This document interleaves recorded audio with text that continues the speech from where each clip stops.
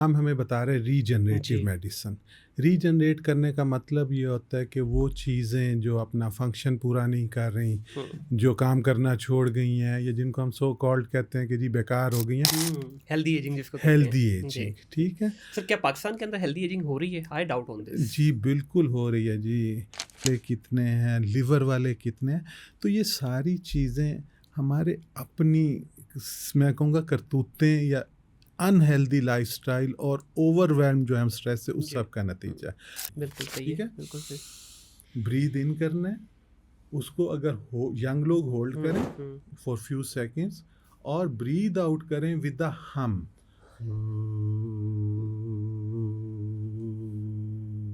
और पेट अंदर, ठीक है? हाँ, ओके। मैं जी। आपको एक मज़े की बात बताऊं कि I met two people in China जिन्होंने 2-2 साल सरवाइव किया with half litre of water and 2 cookies.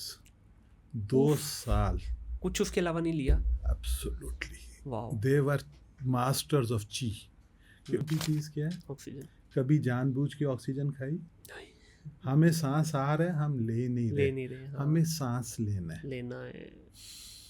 Deep breath करें, चीज़ों को अल्लाह पे डालें। क्या बात है सर, क्या ठीक है कि ये अगर कर देखें, लेना तो मेरा ख्याल डॉक्टर साहब सारी चीज़ें सही हो समटाइम्स जाएँगी। मतलब समटाइम्स कि जब हम अल्लाह से दूर जा रहे होते हैं, हुँ, अल्लाह कहते हैं मैंने हर एक को फितर तस्लीमा पे पैदा किया। फितर बेशक। तस्लीम पे बेटियों से कहूँगा कि वो जड़ा सी भुन भुन के ਉਹਨੂੰ कही देना कि जी जिन्नी देर तक भुनना नहीं, उसको ओवर कुक ना ओवर करें, कुक ना क्योंकि करें। ओवर कुकिंग से भी टॉक्सिन्स और वो फ्री रेडिकल्स पैदा हुँ, होते हैं। ते मेरे जैसे कुछ कम इल्म लोग भी होते हैं।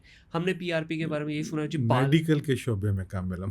सर उसी की बात की है, मैंने उसी की बात की है। रीजनरेटिव मेडिसन, इसका सबसे पहला जो बुनियादी स्टार्ट है वो पीआरपी से भी आसान एक ट्रीटमेंट है जिसको हम कहते हैं प्रोलोथेरेपी। प्रोलोथेरेपी ठीक है, प्रोलोथेरेपी प्रोलिफ्रेशन से, ठीक हो गया। ठीक है? उसमें ये जो आम आपकी ये जो ग्लूकोज नहीं होता, जी, डेक्सट्रोज जी। वाटर, ये जो ड्रिप लगती जी, है बिल्कुल, किसी बिल्कुल को, ऐसे ही ठीक है। है? हाँ जी। तो डेक्सट्रोज को हम यूज़ करते हैं, अच्छा, तो एक तो आपके चैनल आपके ये तवस्सुस है कि जी काइंडली स्टीरॉयड मत लगाएं, ये मैं डॉक्टर से रिक्वेस्ट कर बिल्कुल रहा हूँ। सही।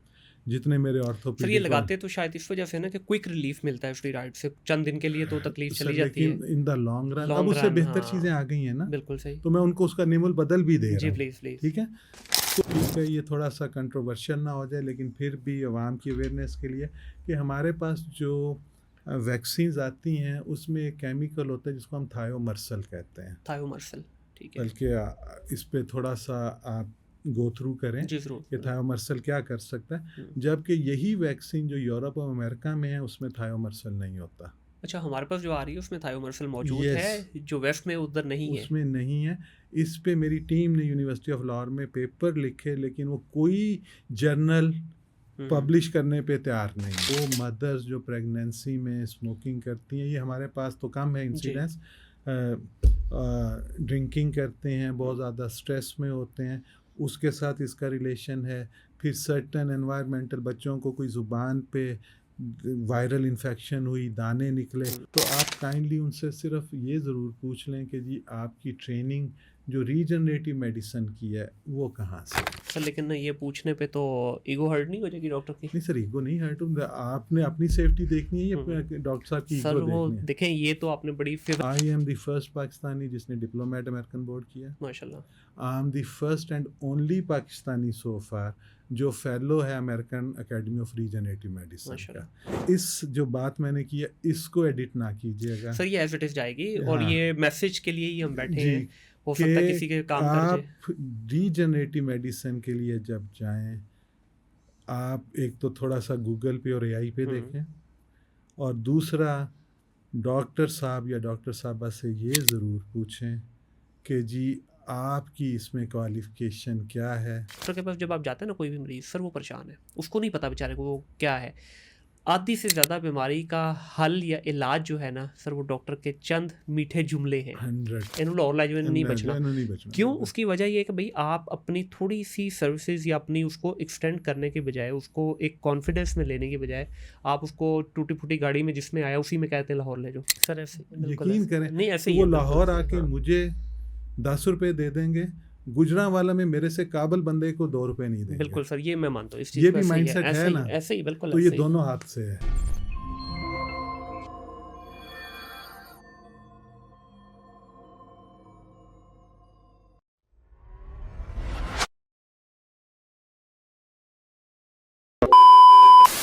अस्सलाम वालेकुम ख़वातीन और हज़रात, welcome back to another podcast of think digital. My name is Munir Ahmed. आज की इस पॉडकास्ट के अंदर एक बड़े ही डिफरेंट टॉपिक के ऊपर बात करेंगे। रीजनरेटिव मेडिसिन का नाम आप में से शायद कुछ लोगों ने सुना हो। पाकिस्तान के अंदर क्या पूरी दुनिया में अभी ये टॉपिक नया है। इसके ऊपर बातचीत करने के लिए आज मेरे साथ डॉक्टर शहजाद अनवर साहब मौजूद हैं।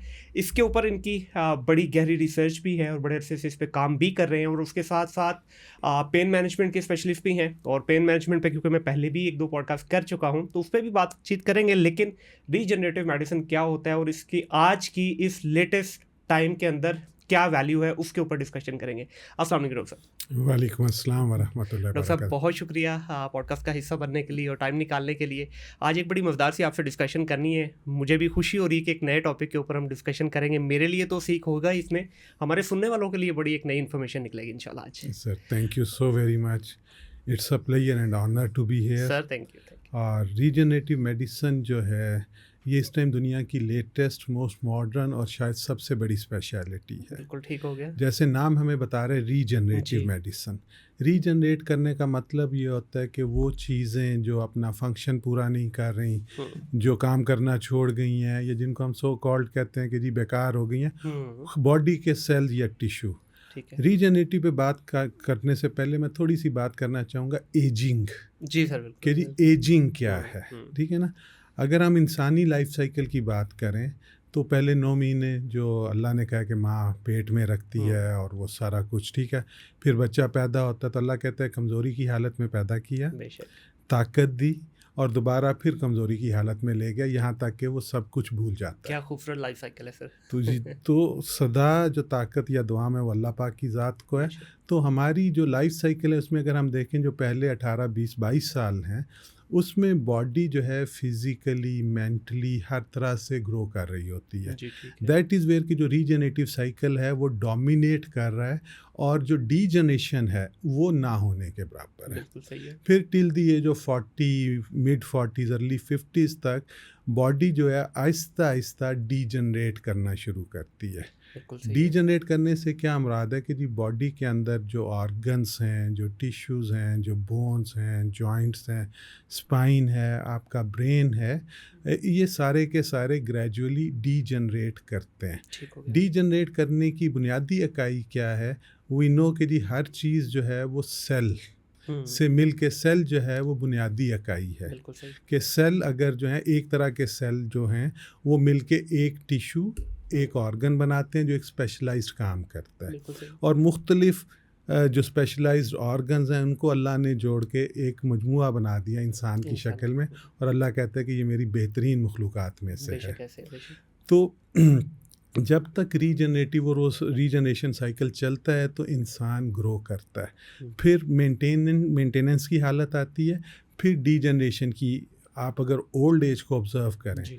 मिड 50s, 60s, 70s में क्या होता है कि जी आपके जितने अज़ा हैं, जितने सेल्स हैं, वो वीक होना शुरू हो जाते हैं। अगर हम बात करें सिर्फ पट्ठों जोड़ों की, कि आपके जो नी जॉइंट हैं वो भुरभुरे हो जाते हैं, उनमें स्पेस कंप्रोमाइज़ कर जाता है। स्पाइन की बात करें, जो मोरे इटसेल्फ हैं वो वीक हो जाते हैं, डिस्क खुश्क हो जाती हैं, आपका हार्ट कम करना शुरू कर देता है, लबलबा कम काम करता है, तो उसकी वजह से डायबिटीज़। तो so this is all degeneration. बिल्कुल सही है। ठीक है। नेचुरली अगर हम बात करें, अल्लाह ताला ने इंसान का जो बुढ़ापा है और बीमारी, ये लाज़िम मलज़ूम नहीं है। ठीक हो गया। कि हम समझते हैं कि जी बूढ़े हो गए हैं तो अब हमारी हड्डियां भी गलनी हैं, हमारी स्पाइन ने भी जाना है, याददाश्त ने भी जाना है। अल्लाह का साइकिल ऐसे नहीं है। ठीक हो गया। ठीक है, ये हो नहीं सकता ना कि मालिक की जो तख्लीक है वो इस तरह से। तो उसके लिए मेडिकल साइंस में ये पिछले 30-40 साल में आहिस्ता आहिस्ता अब ये स्पेशलिटी जो रीजनरेटिव मेडिसिन की है वो ज़्यादा तेज़ी से ग्रो और एक्सपेंड कर रही है। सही। अगर हम बात करें कि जी इसकी एप्लीकेशंस क्या हैं, इसकी इंडिकेशंस क्या हैं, तो उसमें जो सबसे बड़ी इंडिकेशन है इसकी वो है ग्रेसफुल एजिंग, हेल्दी एजिंग जिसको कहते हेल्दी हैं। जी। एजिंग। ठीक है सर क्या पाकिस्तान के अंदर हेल्दी एजिंग हो रही है? I doubt on this. जी, बिल्कुल हो रही है जी। मैं इसमें कोई फ़ख्र से नहीं, बिल्कुल हम्बली कहूँगा कि जी for last more than 18 years, almost 20 years, हम रीजनरेटिव मेडिसिन पे we started with PRP and prolotherapy के जो जी। बिल्कुल सिंपलर फॉर्म्स हैं। हम्म। देन जैसे जैसे साइंस ग्रो की, then I did my fellowship in regenerative from Germany, और फिर 2014 से पिछले 11 साल से हम स्टेम सेल और इन चीज़ों से काम कर रहे हैं। ठीक है। और मैं अपने दोस्तों को, अपने जो हमारे पेशेंट्स उनसे ये कहता हूँ कि जी इसका सबसे बड़ा फ़ायदा उस वक्त है जब आप में बीमारी शुरू में है या अभी पूरी तरह से नहीं आई। बिल्कुल से अर्ली स्टेज पे पकड़ लीजिए। तो क्या कहते हैं कि जी a stitch in time saves 9। तो पूरी दुनिया में जो रीजनरेटिव मेडिसिन का सबसे ज़्यादा इस्तेमाल है वो मिड अर्ली मतलब अर्ली 50s मिड 40s में है कि लोग रीजनरेटिव मेडिसिन का सेशन जिसमें पीआरपी एक्सोसोम्स ये हम डिस्कस करते हैं, पीआरपी एक्सोसोम स्टेम सेल, इसका सेशन लेते हैं। और बजाय कि उन लोगों में डायबिटीज़ आए, हार्ट की प्रॉब्लम्स आएँ और इश्यूज़ आएँ, वो बजाय एज करें वो रीजनरेट करते हैं सेल्स। बिल्कुल ठीक है। जब सेल्स हेल्दी होंगे तो आपकी इम्यूनिटी, आपके सारी चीज़ें बेहतर होंगी, तो आप ग्रेसफुली हेल्दी वे में एज करेंगे, ना कि जी कमर खम खाई हो, घुटने से आप लिंप कर रहे हो। मतलब दिस सर इज ये जिसका मैंने सवाल पूछा दोबारा वही रिपीट करता हूँ। इन जनरल जाहिर है जो लोग आपसे ट्रीटमेंट लेते हैं या जिन लोगों को अवेयरनेस हो गई है या जिन लोगों को अपने आप से प्यार है वो तो करेंगे, ख्याल करेंगे। मैं कॉमन बात कर रहा हूँ, 250 मिलियन के करीब हम लोग आबादी हैं। क्या कॉमन हमारे यहाँ पाकिस्तान की पूरे की बात की जाए तो हेल्दी एजिंग हो रही है? क्योंकि मुझे जो लगता है जिस तरह देखते हैं आजकल जैसे 30 क्रॉस होता है तो लोगों को वो वाली बीमारियाँ या वो वाले सिम्टम्स आने लगते हैं जो 70s या 60s में आया करते थे। तो उस पॉइंट ऑफ व्यू से मैं पूछ रहा हूँ कि क्या healthy ageing as a nation हो रही है हमारी? बिल्कुल भी नहीं। हम शायद दुनिया के, आई एम सॉरी टू से, लेकिन शायद दुनिया की जो टॉप 10 अनहेल्दी सिक नेशंस हैं शायद उनमें हमारा ऊपर वाले में नंबर आए। सर इसमें थोड़ा एक्सप्लेन भी कीजिएगा कि वजह क्या है? उसकी वजह 2 वजूहात हैं। सबसे बड़ी वजह जो है हमारे यहाँ स्ट्रेस लेवल्स हैं। ठीक है, मॉडर्न साइंस ये प्रूव करती है कि स्ट्रेस जो है मोर देन 95% जो मॉडर्न डे इलनेसेस हैं उसकी जो रूट कॉज है वो इंक्रीज स्ट्रेस लेवल्स हैं। ठीक है। और अगर हम पाकिस्तान की बात करें तो लिटरली हमारे पास हॉस्पिटल्स में यंग बच्चे हार्ट अटैक के साथ आ रहे हैं, स्ट्रोक के साथ आ रहे हैं, स्ट्रोक या फालिज के साथ आ रहे हैं। ये चीज़ें कभी हमने अपने कैरियर के पहले 20-25 साल में नहीं देखी थी। अगर आप एक दिन किसी भी हॉस्पिटल की मेडिकल इमरजेंसी में जाएं, आपको 8-10 वो बच्चे जो 20s या 30s में हैं वो हार्ट अटैक के साथ इमरजेंसी में आते नज़र आएंगे। सर बचपन में सुनते थे सिर्फ अमीरों को या बूढ़ों को हार्ट अटैक होता है, बिल्कुल लेकिन ट्रू, अब तो कोई वाकई सही बात है, ना? तो कोई एज का और अगर हम बात करें इसकी बेसिक कॉज, एक तो स्ट्रेस है, दूसरा जो हमारा लाइफस्टाइल और फूड खाना पीना है। लाइफस्टाइल पे बाद में बात करते हैं, खाना पीना हमारा क्या नेचुरल स्टाइल है इस मुल्क में। नाश्ता हम भागते दौड़ते या गाड़ी में बैठ के ऑफिस जाते हुए कॉफ़ी का कप पी लिया और एक आधा स्नैक ले लिया, ठीक है। दोपहर का हमारा वर्किंग लंच होता है, ठीक है। और रात का खाना हम टिका के खाते हैं, ठीक है ना, दोस्तों यारों के साथ, बच्चों के साथ बैठ के, और फिर वहीं सो जाएंगे। और वो भी लेट आवर्स में सर, 11 लेट आवर्स में, बिल्कुल ट्रू। टीवी देख मतलब, जबकि साइंस क्या कहती है कि आपका अगर पूरे दिन में आपने एक खाना खाना है, दैट शुड बी नाश्ता। कि आप नाश्ता बादशाह की तरह करें, ठीक है। जो लंच है वो आप दोस्त के साथ शेयर करें। ये ज्यू प्रोवर्ब है कि आप नाश्ता अकेले करें, डट के करें, लंच जो है वो दोस्त के साथ शेयर करें, और रात का खाना दुश्मन के घर भेज दें। दिस इज़ अ ज्यू प्रोवर्ब कि मतलब अगर हम दुनियावी लिहाज से देखें सबसे सियानी कौम है, बिल्कुल ऐसे ही, ठीक है। ऐसे ही। तो वो लोग ये, और हम इसके उल्टा कर रहे हैं कि हम रात का खाना 2 किलो कढ़ाई खाएंगे, 3 दोस्त मिल के साथ रोगनी नान खाएंगे बिल्कुल और ऐसे घर आके सो जाएंगे। हाँ, ऐसे ही तो सो ये सारी जो एक तो अनहेल्दी लाइफस्टाइल, फिर सर सॉरी इस पे एक सवाल पूछ लेता हूँ। अभी जिस आपने कहा ना नाश्ता अच्छा टका के करना चाहिए, सर इसको भी कुछ लोग जो है ना मिस इंटरप्रेट करेंगे, यहाँ पे उनके लिए क्लैरिटी दे दीजिए। अब हमारे यहाँ खासतौर पे लाहौर की बात की जाए या कराची की, कराची में निहारी को ठीक ठाक मंडा लगाया जाता है, लाहौर में वही नान चने और हलवा पूड़ी और इन चीज़ों हरीसा, को फुली स्टफ़ किया जाता है।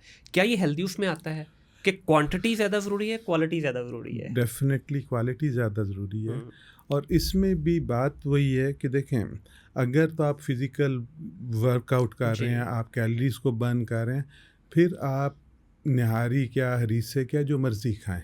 रेगुलर अगर आप बेसिस पे? नोट एब्सोल्युटली रेगुलर बेसिस पे, एज लॉन्ग आप उसको रेगुलर बर्न आउट कर रहे बिल्कुल हैं सही है, कि बिल्कुल सही है। आपका काम फिज़िकल नौइयत का है, या आप जिम में या अदरवाइज हम्म, कम अज़ कम 60 से 90 मिनट वर्कआउट कर रहे हैं, ठीक है, बिल्कुल सही है। तब आप इसको डाइजेस्ट कर सकते हैं। अगर आपने नाश्ता करके गाड़ी में बैठना है और फिर जाके 9 बजे से लेकर रात 6 बजे तक 9 बजे तक ऑफिस में बैठना है, तो फिर ये एब्सोल्युटली अनहेल्थी है। बिल्कुल ठीक है। तो डेफिनेटली नाश्ते में या किसी भी खाने में हम क्या करते हैं, हम जब तक पाकिस्तानी इंडियन कौम जो है ये रोटी चावल ना खाए, जी। हम कहते हैं खाना हुआ ही पेट ही नहीं नहीं। भरा।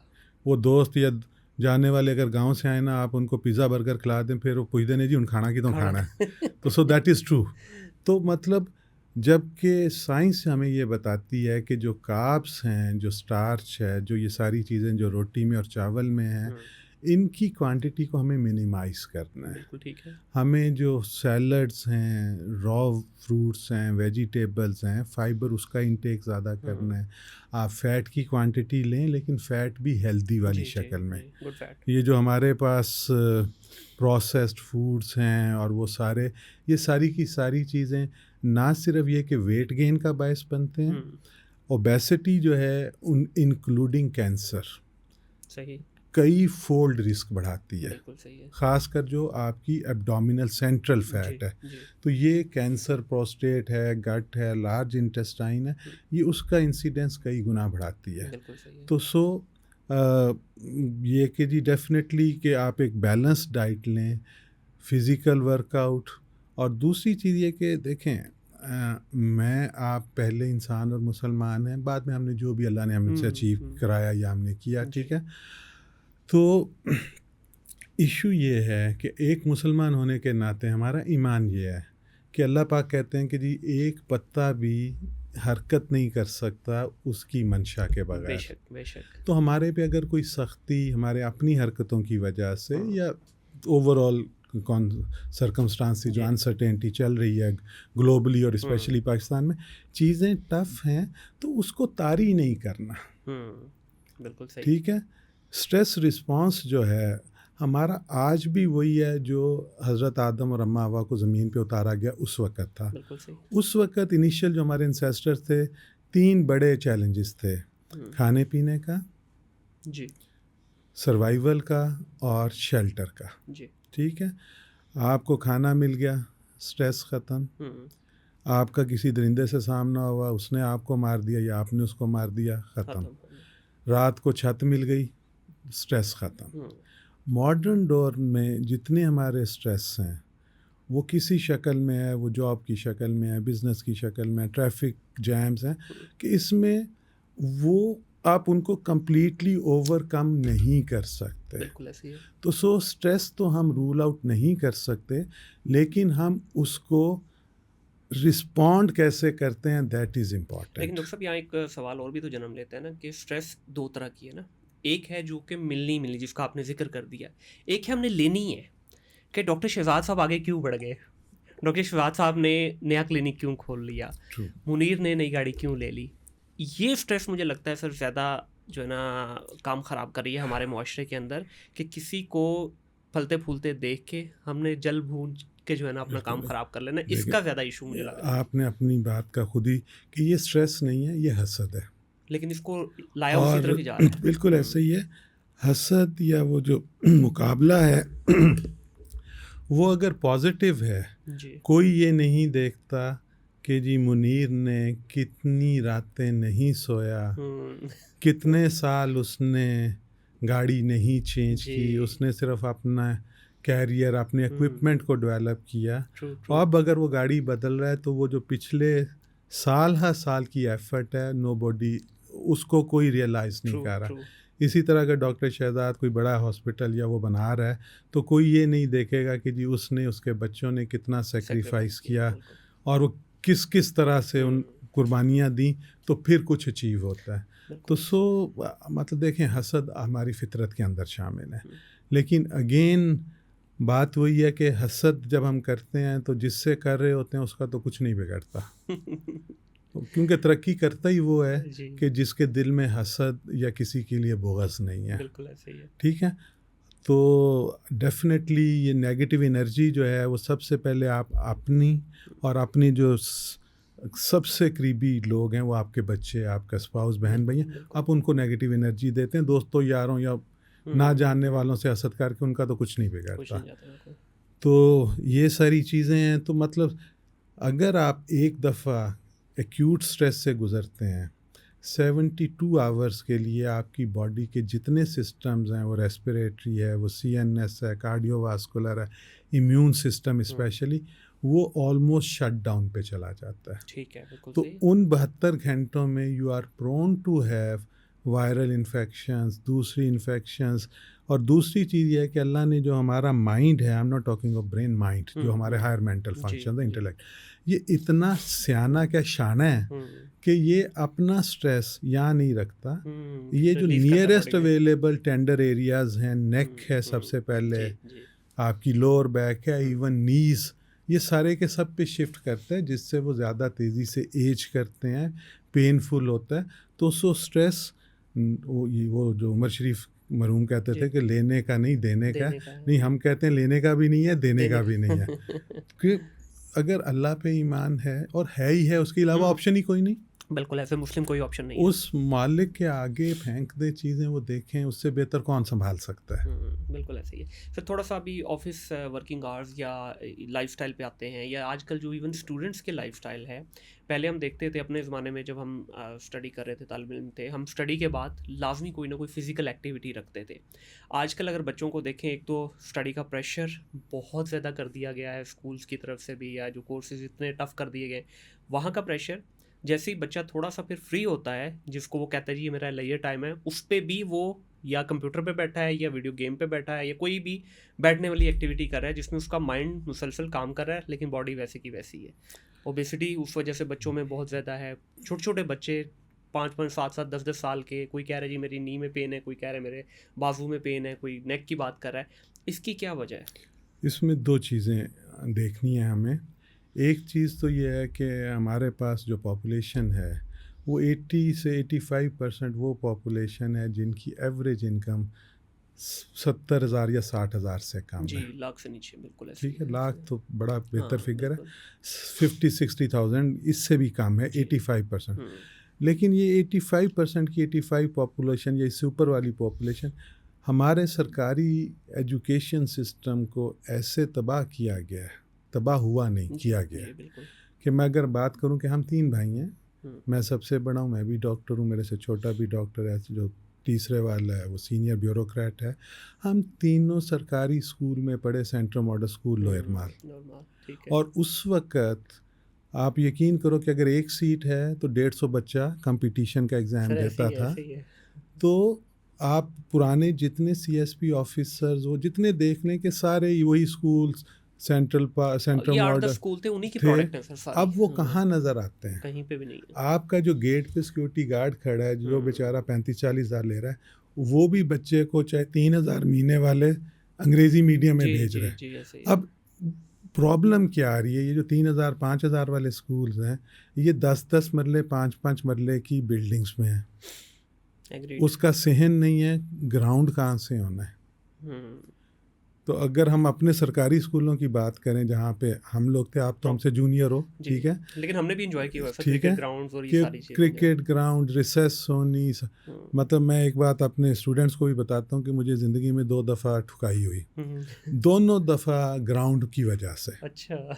कि मतलब स्कूल से नेट, हम्म, वहाँ से भागना स्विमिंग पूल, मतलब इस तरह से जी जी, कि वाले साहब ने कहना यार घर भी आ जाया करो। हाँ, अब आप देखते हो कि बच्चे वीकेंड्स क्या हैं, वर्किंग डेज क्या हैं, ऐसे ही अपने है, बेडरूम से नहीं निकलते। ट्रू ट्रू, वो जैसे आपने कहा जी कि ना उनको स्कूल में स्पेस अवेलेबल है, ना वो घरों से निकलते हैं। और दूसरी जो जिसमें चीज़ है, आप दूसरी क्लास के बैग का वज़न कर लें, अल्लाह अकबर, आपको 13 किलो वज़न सर मिलेगा। बच्चे से एक आधे किलो का ही फर्क है। बिल्कुल। और 7 साल के बच्चे का कितना वेट होता है? यही है, 18, 20, हाँ 22, बिल्कुल 25 बिल्कुल, केजी। हाँ तो वो बच्चे, अगर आप किसी स्कूल के बाहर जाके, मैं तो बल्कि आपसे रिक्वेस्ट करूँगा कि आप कितनी फॉलोइंग है माशाल्लाह और सारा, कि आप सिर्फ 3-4 स्कूल्स के बाहर जाके शूट करें, जूनियर स्कूल्स में और हाई स्कूल्स में, कि बच्चों का वज़न और उसमें, और वो उनकी कमरें, हाँ, बैकपैक्स हैं, वो एक साइड पे लटका के यूं जा रहे होते हैं हम्म, बेचारे। तो उसकी वजह से उनकी नेक, उनके मसल, उनका स्पाइन, उनके हिप जॉइंट, उनके नी जॉइंट, एक एक चीज़ जो है, और ऊपर से फिर फिज़िकल एक्टिविटी नहीं है। जी, तीसरी जो सबसे खौफनाक चीज़ है, जिसको मैं कहता हूँ कि इन सारी जो आपकी मस्कुलोस्केलेटल पेन यंग एज में बच्चों में हो रही हैं, वो ये फोन, मोबाइल। मोबाइल फोन, ठीक है, टैबलेट, हम अभी उसकी साइंस क्या है कि अभी हम आमने सामने देख के बात कर रहे हैं, हमारी नेक न्यूट्रल है, जी बिल्कुल बिल्कुल, सिर्फ ये सर का वेट है, वो हाँ, 3-3.5 केजी या 5 केजी हम्म, वट, ठीक है। अगर मैं मोबाइल यहाँ पे रख के देखूंगा तो ठीक है, हाँ लेकिन हम क्या करते हैं, हम यूं कर रहे हैं, बिल्कुल, क्योंकि ये कंफर्ट ही नहीं है आपके नहीं लिए, है, यही ठीक है कंफर्ट है, हाँ ये। लेकिन इसमें ये न्यूट्रल से लेके आप अगर 30 डिग्री भी जाएं, जी, तो हर 5 डिग्री जाने से एक एक मोरे पे 9 पाउंड या 4 केजी वेट एक्स्ट्रा आता है। उफ, तो अगर आप 30 केजी आए, दैट मीन्स के 9 into 6, 54 pound, around 25 KG kg, plus, आधा सीमेंट का बैग आपने उठाया हुआ है हर वक्त, हम्म, जब भी आप मोबाइल यूं करते हैं। इसीलिए थोड़ी देर के बाद ही जो है ना यहाँ पे वो खिंचाव शुरू आपकी, हो जाता है आपके, ठीक है, मसल स्टिफ होंगे। जब मसल स्टिफ ज़्यादा होते हैं तो क्या होता है कि वहाँ पे जो ब्लड वेसल्स हैं, जी वो उन मसल्स में ट्रैप हो जाती हैं, इसको हम कहते हैं बॉटल नेक इंजरी। जी, ठीक है, जब वो ब्लड वेसल्स कंप्रोमाइज़ होंगी, ब्लड फ्लो नहीं जाएगा, वो ब्लड वेसल्स ब्रेन को भी जा रही हैं, वो मसल्स नर्व आपकी मोरों को जा रही हैं, पट्ठों को जा रही हैं, वो जब उनको ब्लड फ्लो प्रॉपर नहीं मिलेगा तो वो इनिशियली स्टिफ और पेनफुल होंगे, और हर आने वाले साल में वो उम्र से ज़्यादा तेज़ी से डीजनरेट या बूढ़े होंगे। बिल्कुल सही, आप जितने लोग आईटी से रिलेटेड हैं, जी, अर्ली 30s में अगर आप उनकी नेक का एक्सरे करा के देख लें, और किसी से उस पर एज और नाम ना लिखा हो, किसी से कहीं वो चेक करे, वो कहेगा ये कोई 55-60 साल के बुज़ुर्ग का, ठीक है, अल्लाह अकबर, तो इतनी डीजनरेशन आती है। तो इसी पर्सपेक्टिव से जो हमारा टॉपिक था रीजनरेटिव जी मेडिसिन जी वाला, और वो जो आप कह रहे थे कि जी हेल्दी एजिंग नहीं हो जी, रही, डेफिनेटली जी हेल्दी एजिंग का कंसेप्ट यहाँ पे नहीं है, बिल्कुल सही है, ठीक है। उसके लिए जो रीजनरेटिव मेडिसिन है, ये शायद दिस इज़ द की, वो खुल जा सिम सिम वाली बात है सर कि इससे पहले हम रीजनरेटिव पे आएँ, थोड़ा सा डेफिनेटली मेडिसिन तो अवेलेबल है ही है, लेकिन क्या हमारे पास कुछ ऐसी प्रिकॉशंस मौजूद हैं जो आप हमारे यंग बच्चों को या स्टूडेंट्स को मशवरा देना चाहें कि भाई मेडिसिन पे पहुंचने से पहले या डॉक्टर के दरवाजे पे पहुंचने से पहले ये चंद एहतियाती तदाबीर कर लें, तो शायद आपका प्रोसेस थोड़ा डिले हो जाए, आप जितना अरसा डॉक्टर के पास नहीं जाते बेहतर फील करें, उस पर कोई मशवरा देना चाहें? सर शायद नहीं, यकीनन। जी, और ये सिर्फ स्टूडेंट्स के लिए नहीं, हम सब के लिए सबके है लिए ठीक है, कि जो बैलेंस्ड है, अल्लाह और रसूल सल्लल्लाहु अलैहि वसल्लम ने क्या कहा कि जी एतदाल, म्याना रवि, ठीक है। देखें, अब जो हमारे दादा परदादा का प्रोफेशन खेती बाड़ी या इवन जो ट्रेडिंग भी थी, वो भी घोड़ों पे और पैदल और खच्चरों पे बिल्कुल होती सही थी, ठीक है ना, फिज़िकल वर्कआउट थे, हाँ जी, ठीक है।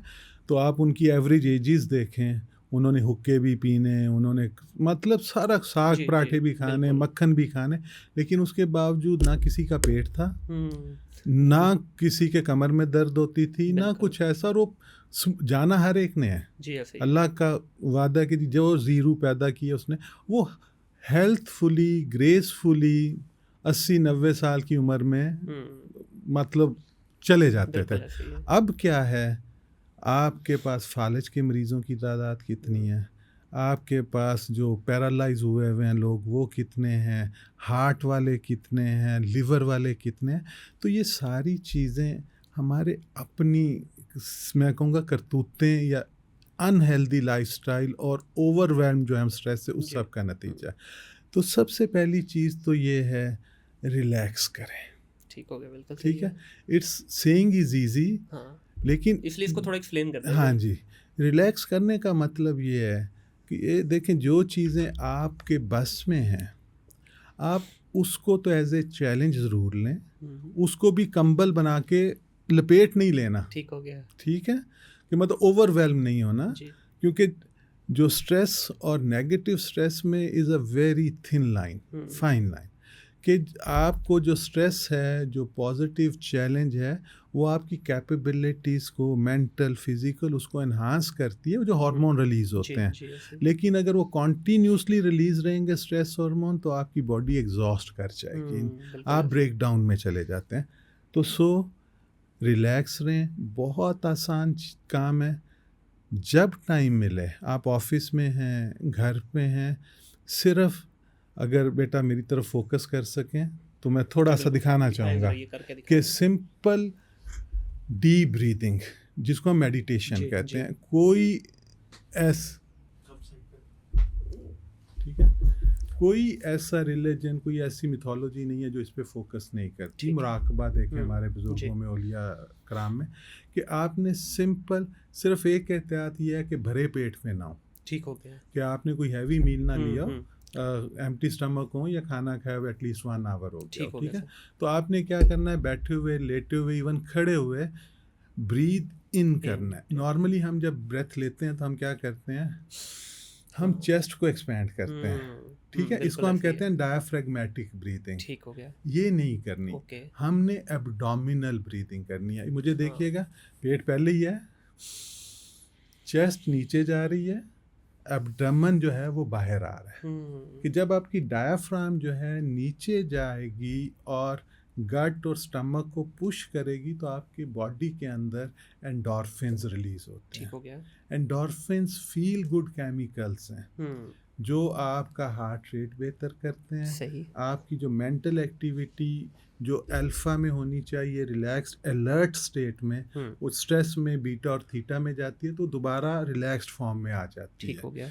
आपके मसल्स में, गट में ब्लड फ्लो, आप जिसको एक टर्म यूज़ करते हैं होम्योस्टेसिस, कि आपकी बॉडी हर चीज़ नॉर्मल फंक्शन कर रही है। बिल्कुल सही है, बिल्कुल सही। ब्रीद इन करना है, उसको अगर यंग लोग होल्ड करें फॉर फ्यू सेकेंड्स, और ब्रीद आउट करें विद द हम,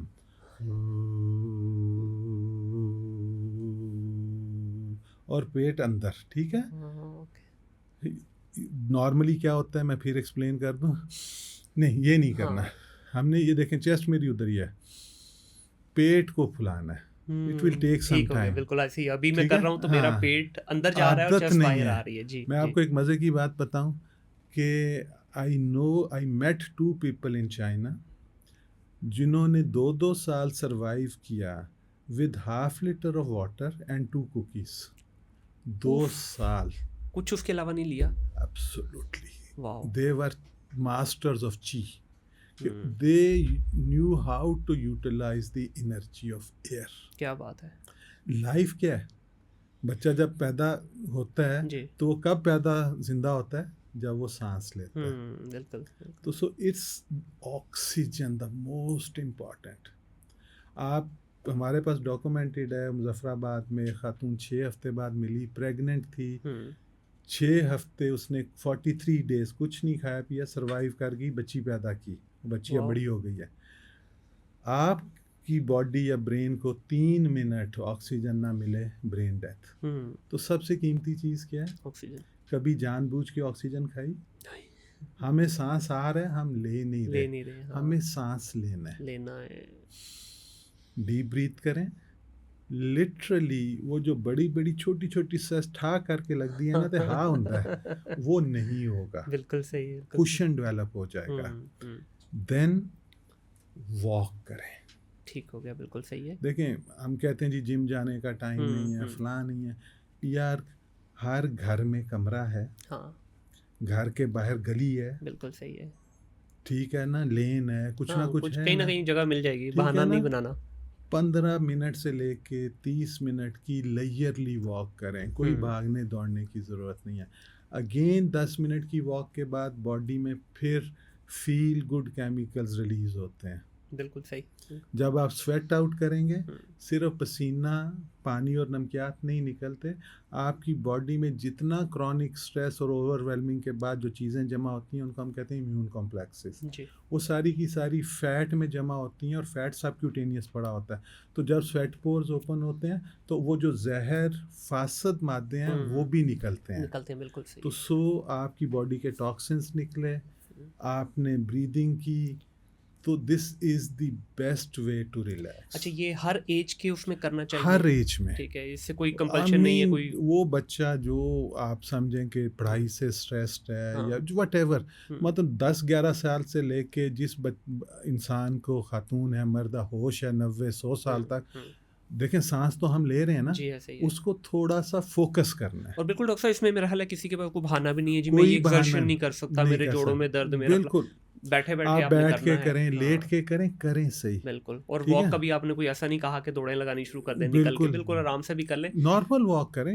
जितना चला जाता है चलें, आप देखेंगे हफ्ते बाद आप कितना बेहतर चल सकते हैं, खुद ही बेहतर होना शुरू हो जाता है स्टेमिना आपका। और तीसरी चीज़ जो है, चीज़ों को अल्लाह पे डालें। क्या बात है सर, क्या ठीक है ये अगर कर लेना तो मेरा डॉक्टर सारी चीज़ें सही हो जाएंगी। मतलब समटाइम्स कि जब हम अल्लाह से दूर जा रहे होते हैं, अल्लाह कहते हैं मैंने हर एक को फितर तस्लीमा पे पैदा किया, फितर तस्लीम पे।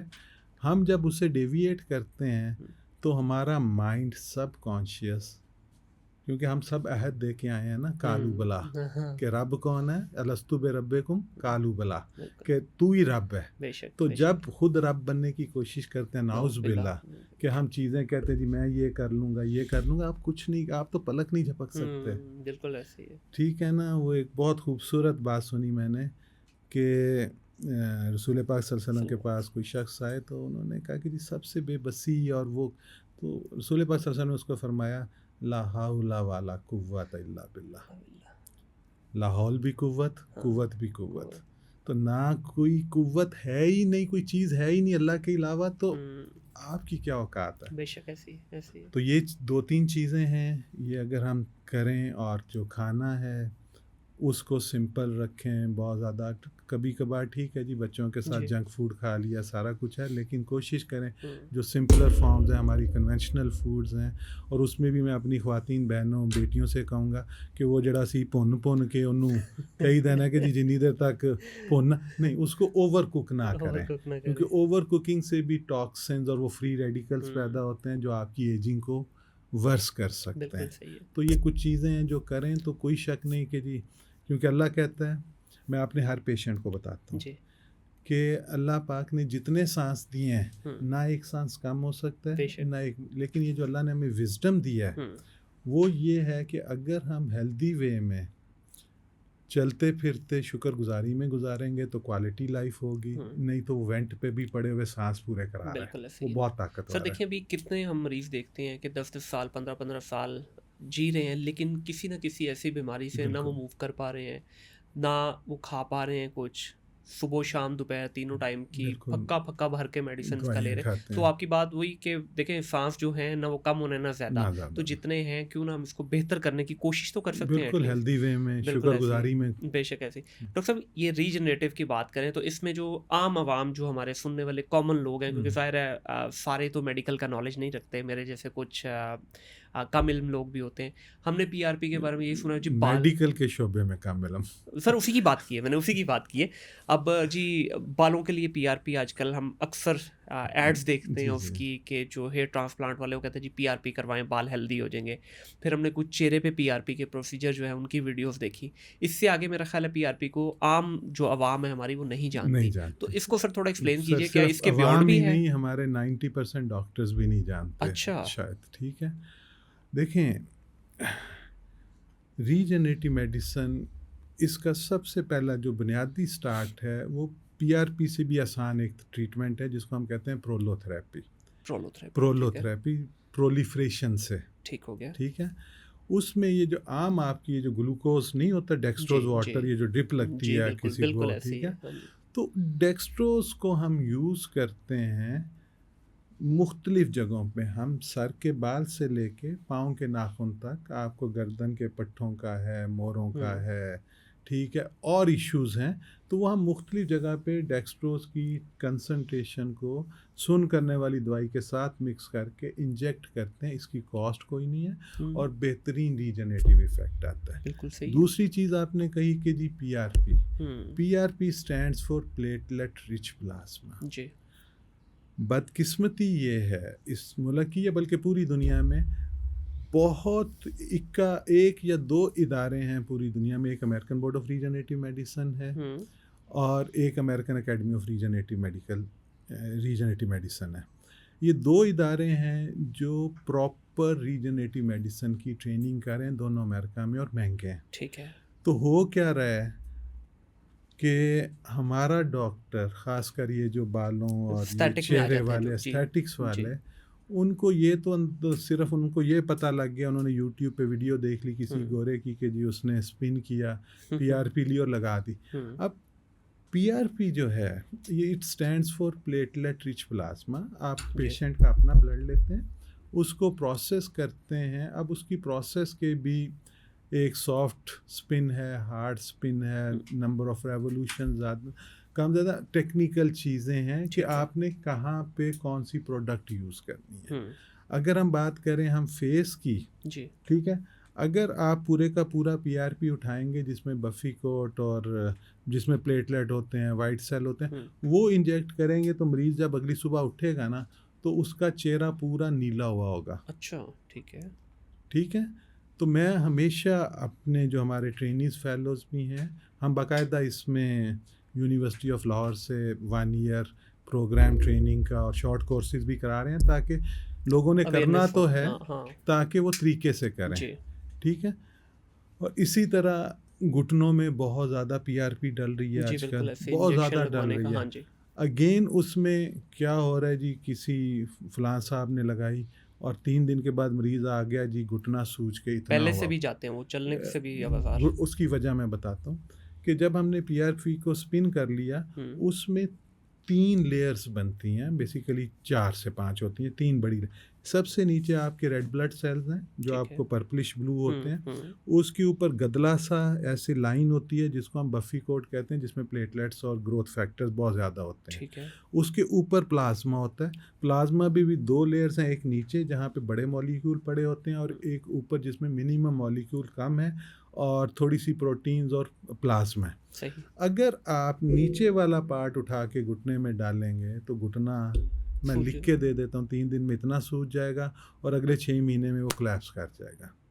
वजह सही। क्या है कि हमें घुटने के जो आर्थराइटिस जो है, ये सबसे कॉमन डीजनरेटिव डिजीज़ है जी, कि आपकी सबसे पहले जो घुटने की झिल्ली है वो पतली होती है, उड़ जाती है, फिर बोन घिसना शुरू हो जाती बिल्कुल है। सही। ठीक है, इसकी बुनियादी वजह यह है कि जॉइंट के अंदर कुछ ऐसे सब्सटेंसेस मॉलिक्यूल जिनको हम प्रोटीएजेस कहते हैं, मेटालोप्रोटीएजेस, वो इंक्रीज कर जाते हैं। सही। यंग एज में तो बॉडी उनको खुद से डिस्ट्रॉय और साफ कर रही होती है, लेकिन 40s के बाद बॉडी में वो जो मॉलिक्यूल्स हैं जो उनको ट्रीट करते हैं या उनको ख़त्म करते हैं वो कम हो जाते हैं। तो उसकी वजह से उनकी जब कंसंट्रेशन बढ़ती है तो जॉइंट तेज़ी से बैठता है। तो उधर हमने ना तो स्टीरॉयड डालना है, यूजुअली कन्वेंशनली बहुत साल हम भी शुरू में, हमारे सीनियर भी स्टीरॉयड डालते थे, लेकिन होता क्या था कि वो ऑलरेडी कम फंक्शन कर रहा है, स्टीरॉयड उसके फंक्शन को मज़ीद कम करता है, जिससे जॉइंट जो आम जॉइंट उसी कंडीशन में, एक में लगाएं एक में ना लगाएं, जो उसमें नहीं लगा वो 5 साल में उतना डीजनरेट करता है और जिसमें लगता है वो 1 साल में उतना डीजनरेट करता है। अच्छा। तो एक तो आपके चैनल, आपके ये तवस्सुस से कि जी काइंडली स्टीरॉयड मत लगाएं, ये मैं डॉक्टर से रिक्वेस्ट कर रहा हूँ।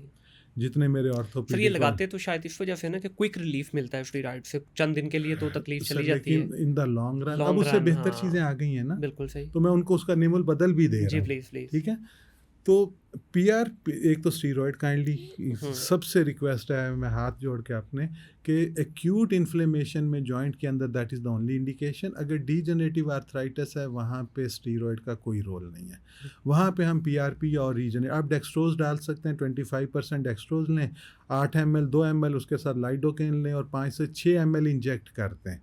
लिटरली ज़्यादा से ज़्यादा इसके साथ आप ट्रैमोल या ट्रामाडोल मिक्स कर लें, पेशेंट को कोई फ्लेयर अप नहीं आएगा। सिंपल डेक्सट्रोज बिल्कुल सही 25%। अगर आपने पीआरपी करना है तो पीआरपी में जब हम सेंट्रीफ्यूज करते हैं तो हम जब उसको निकालते हैं तो डेफिनेटली नीडल के जी। साथ करते हैं।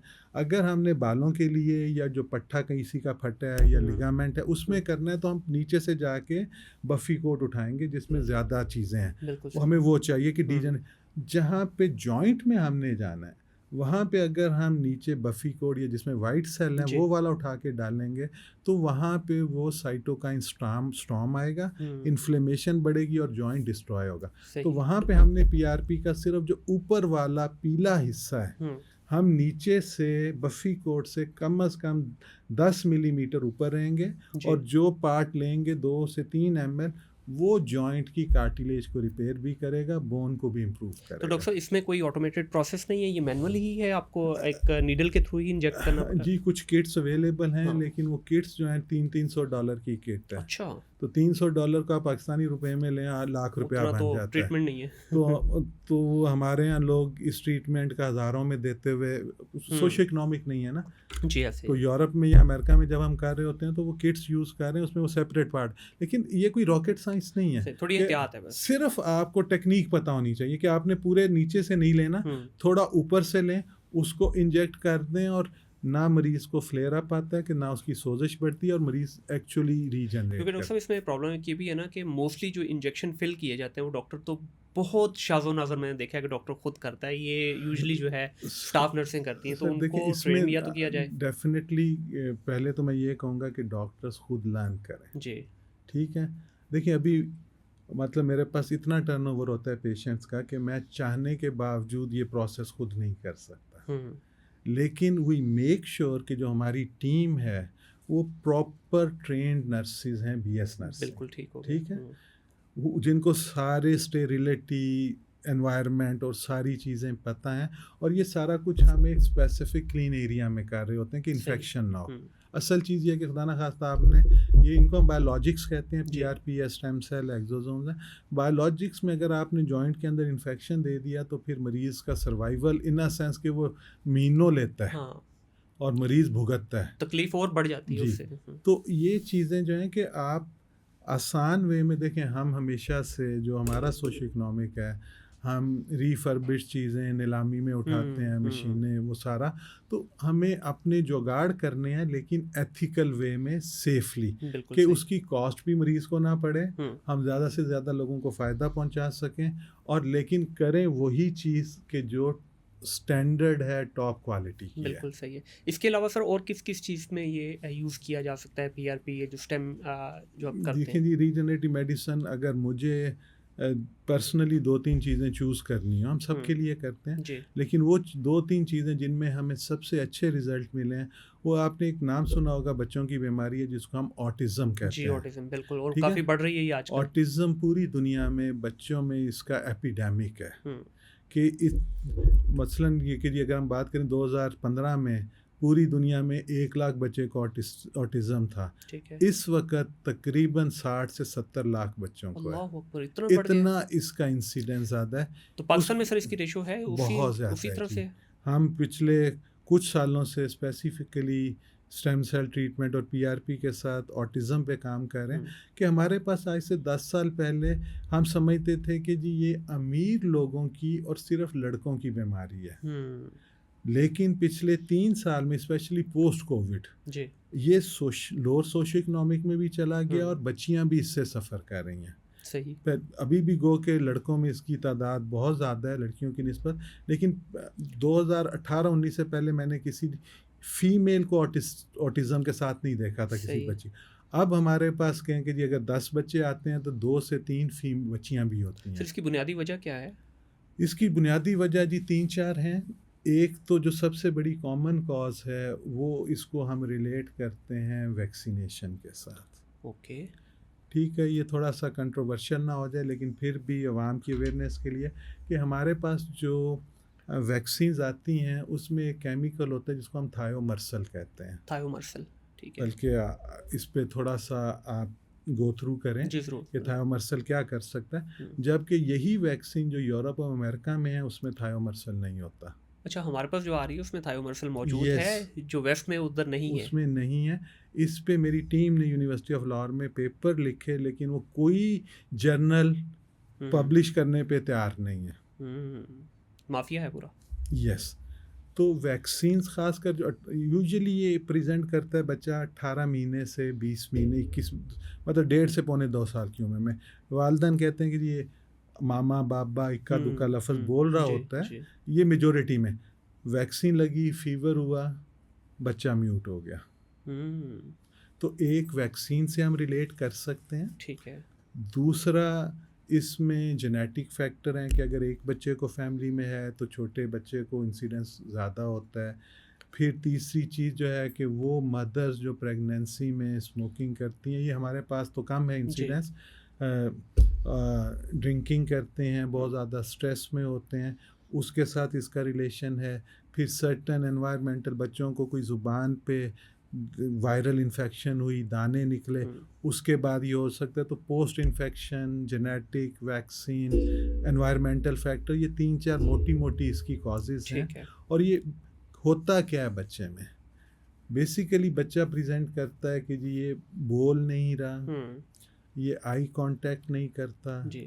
ये बहुत ज़्यादा रेस्टलेस है, प्रोसेस स्लो होता है थोड़ा। टेंट्रम्स हैं, सेंसरी इश्यूज हैं। जी। तो इसमें जो ब्रेन के अंदर के हमारा ब्रेन और एक ऑटिस्टिक पेशेंट का ब्रेन डिफरेंट तरीक़ा से काम कर रहा होता है। सही। हमारा ब्रेन जो बड़ा कोऑर्डिनेटेड, और वो फिर रिलेज हैं जो उसको इंफॉर्मेशन को, तो इनके एक तो प्री फ्रंटल कॉर्टेक्स, जी। फ्रंटल कॉर्टेक्स, सेरिबेलम और एमिगडाला जो सबसे बड़ा रिले है, कोऑर्डिनेट करता है, वो प्रॉपरली फंक्शन नहीं कर रहे होते। प्रॉपरली फंक्शन ना करने का बुनियादी जो उसकी अगर हम जाएं कॉज पे, कि जो सेल है, सेल काम नहीं करेगा। सेल के अंदर जो असल एनर्जी का कारखाना है वो माइटोकॉन्ड्रिया है। ठीक है। हम सबको पता है असल जो पावर हाउस है वो माइटोकॉन्ड्रिया है। कि माइटोकॉन्ड्रिया जो है एनर्जी प्रोड्यूस कर रहा है, एटीपी बना रहा होता है।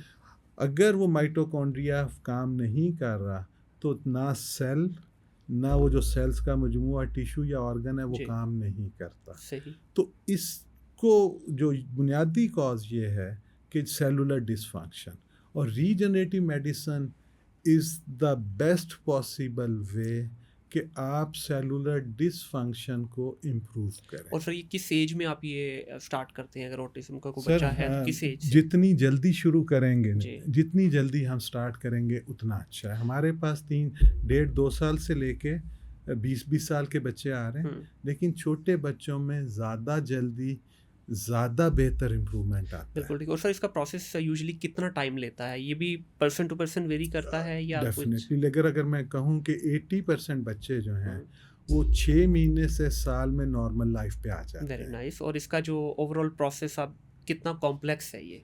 कतन ऐसा कॉम्प्लेक्स नहीं है। जो लोग तो हमारे पास लाहौर से आ रहे होते हैं उनको हम वीकली एक दफ़ा बुलाते हैं। ठीक है। और उसमें हम बड़ा छोटा सा सेशन करते हैं लेज़र ऑकोपंक्चर। आपने ऑकोपंक्चर का नाम सुना है, जो चाइनीज़ तरीक़ाकार है। तो ऑकोपंक्चर बेसिकली मुख्तलिफ पॉइंट्स हैं बॉडी पे, हम उनको कन्वेंशनल नीडल लगा के स्टिमुलेट करते थे या प्रेशर से करते थे। तो अर्ली 2000 में हमने सीपी पे काम शुरू किया। बल्कि मेरे एक दोस्त हैं बहुत मशहूर व मारूफ पीडियाट्रिक न्यूरोसर्जन नदीम मालिक, उनके पेशेंट्स आए और उन्होंने कहा कि मैं उन दिनों चाइना से एक ट्रेनिंग करके आया था ऑकोपंक्चर में। उन्होंने कहा कि डॉक्टर साहब इस पे मैंने ये आर्टिकल्स पढ़े हैं, और तो सीपी पे और वो जो बच्चे फिजिकली डिलेड होते हैं तो इस पे कुछ काम करते हैं। ठीक है। तो आप यकीन करो कि मैंने इसी तरह एक आर्टिकल पढ़ा, तो हांगकांग में थे वो नीडल्स लगा रहे थे ऑटिज़म पे। हमें सिर्फ 3 पेपर मिले, ये मैं बात कर रहा हूँ 2002 की। सही। ठीक है, आज से 23 साल पहले।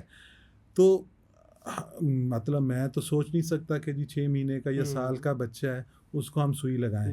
तो इसी तरह लिटरेचर रिव्यू करते हुए एक आर्टिकल जर्मन गुजरा कि वो लेज़र उन्होंने यूज़ किया। सही, बिल्कुल ये ठीक। जो हमारा लेज़र जी, जी, पॉइंटर हाँ है, जी। तो आप यकीन करो कि 2002 में मैं और मेरे साथ मेरे 2 लोग हम शालमी गए हुँ।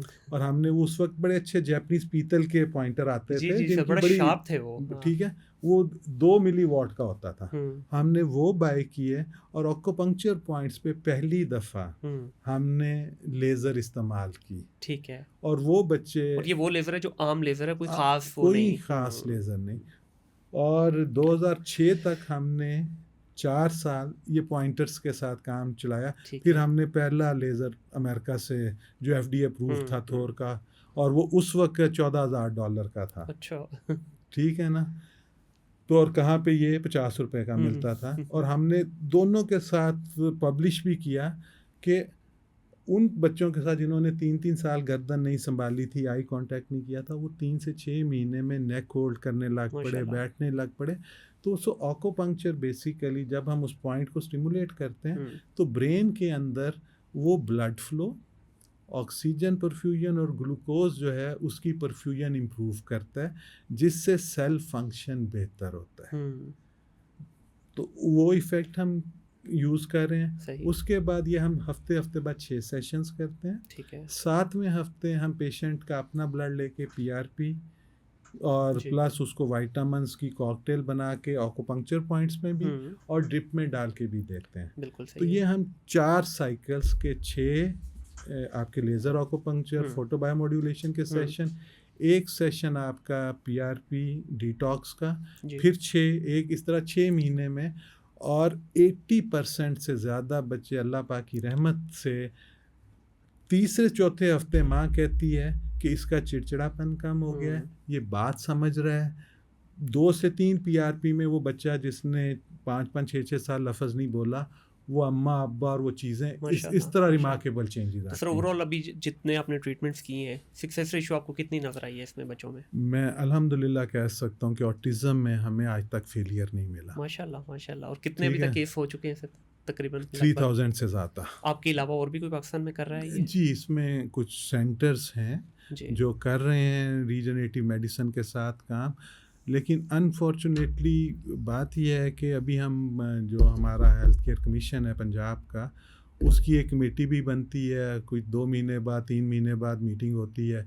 वो चीज़ें उसमें हम सारी के प्रॉब्लम ये है कि हमारे यहाँ ज़्यादातर रीजनरेटिव या पीआरपी कौन लोग कर रहे हैं, एक स्किन वाले, हाँ जी, बिल्कुल।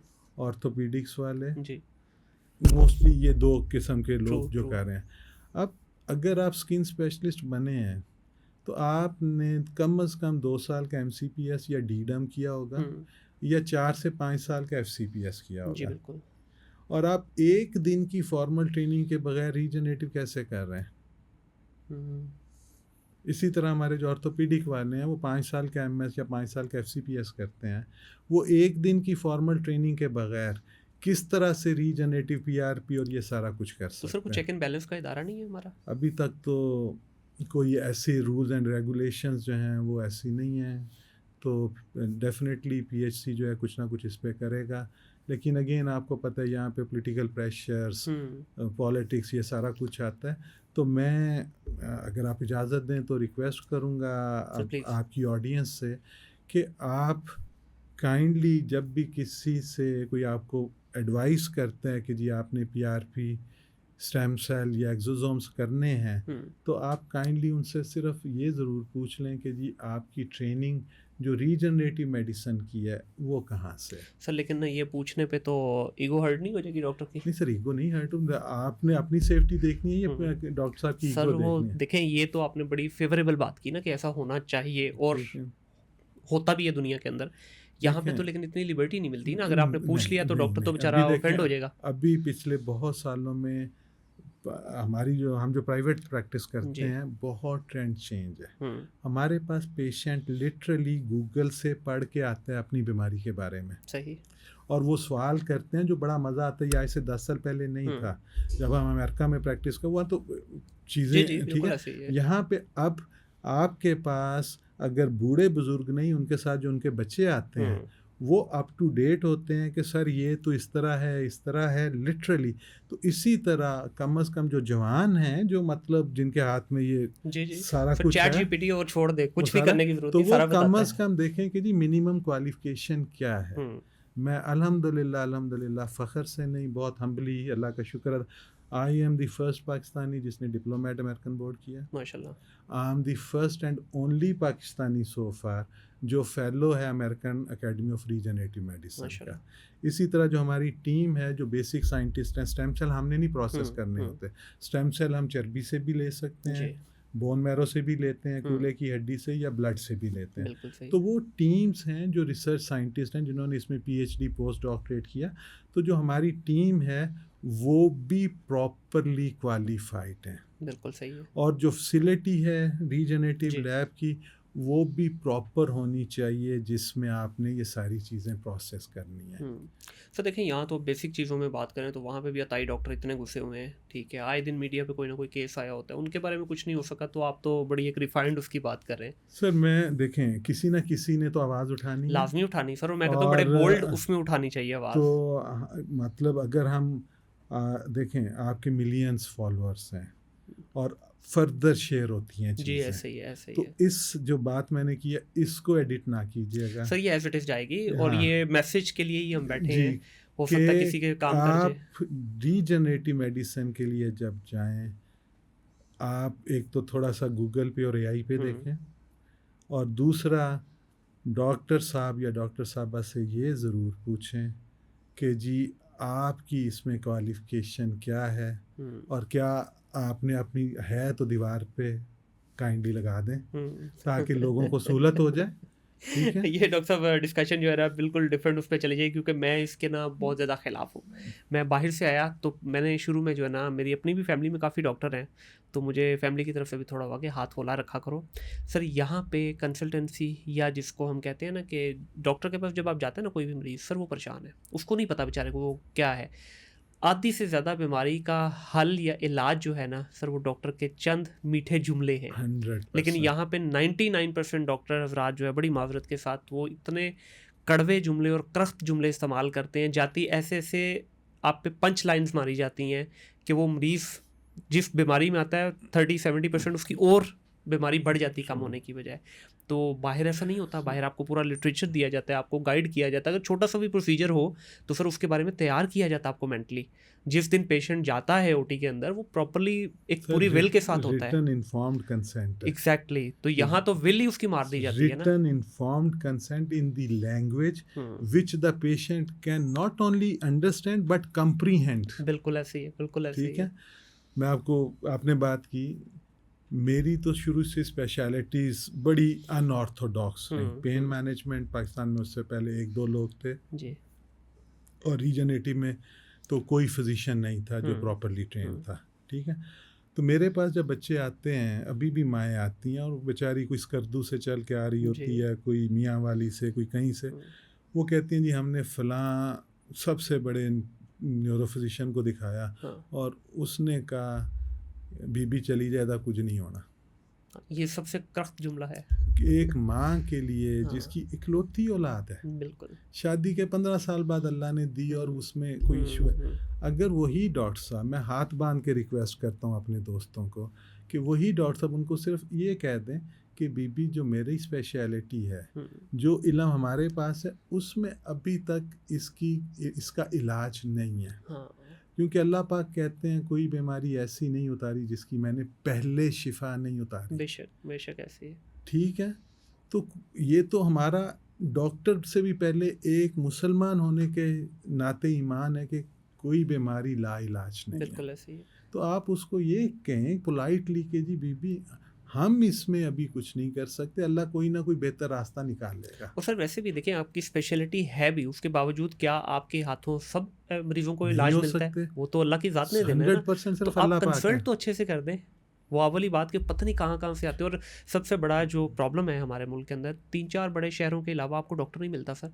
ये कॉर्नर पे हमारे गुजरांवाला है, छोटी सी बीमारी के लिए ले जाए, इन्होंने लाहौर लाई हो, इन्हें नहीं बचना। ठीक है, ये अब, हाँ, ये अब इवन हमारे थिएटरों तक पहुंच चुका हुआ है ये वाला जुमला। ये कहाँ से आया है?